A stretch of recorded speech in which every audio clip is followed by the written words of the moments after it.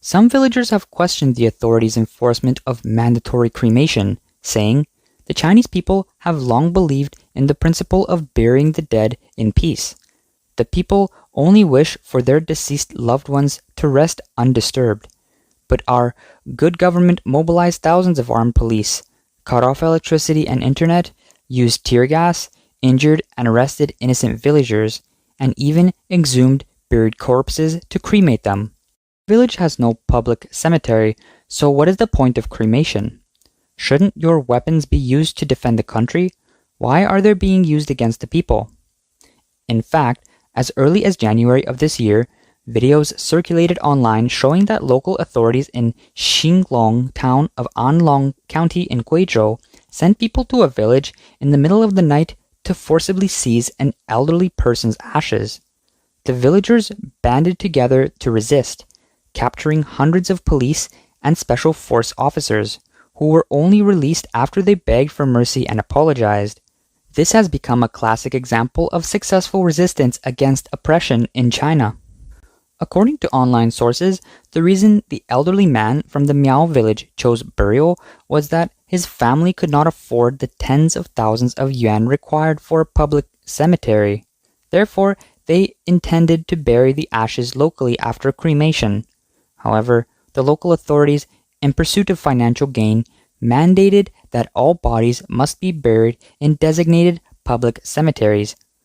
On the night of January 9th, the authorities sent a team of hundreds of personnel, including police, traffic police, special forces, and other civil servants with multiple police vehicles and official cars, equipped with shields, steel forks, and other anti-riot gear, to the village to seize the ashes and violently suppress non-compliant villagers.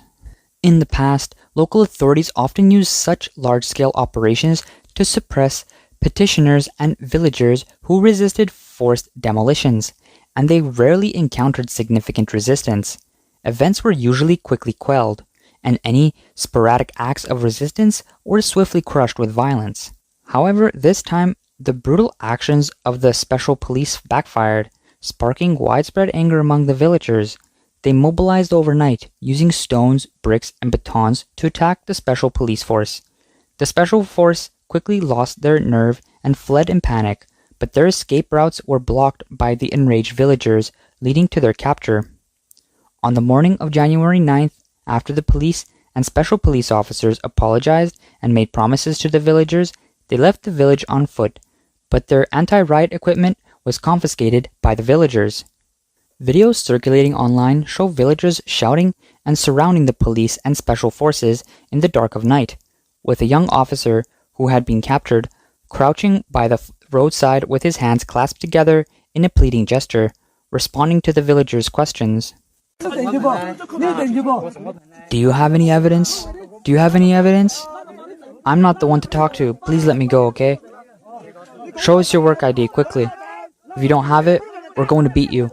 全部围在我们村里面了，警车也打烂完了，准备把政府都干死了。 At dawn, several smashed police and special police vehicles were seen parked by the roadside or within the village. Some police cars had wooden batons stuck into them, with police caps seized by the villagers hanging from the ends. Another video segment shows a large group of young male villagers standing outside the building where the captured police officers were being held. The police are seen exiting the building, with some villagers attempting to confront them physically, but others holding them back. A villager warns the police that if they dare to return, they will face death.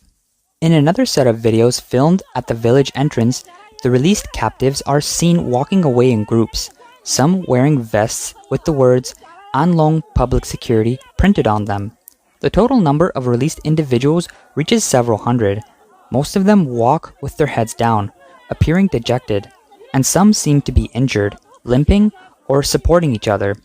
Many villagers stood by the roadside, cursing them as bandits and lapdogs, warning them not to return. These are all the government's well-fed dogs. Wherever there's a benefit, that's where they act like dogs. The government sent down hundreds of people to attack the common folk, and now the people have finally won. Overseas social media netizens have praised the Miao villagers, saying, "This is truly heartening. This is the power of unity. It's the first time we've seen so many police officers flee in such disarray. Their heads hung low like stray dogs. It's so satisfying.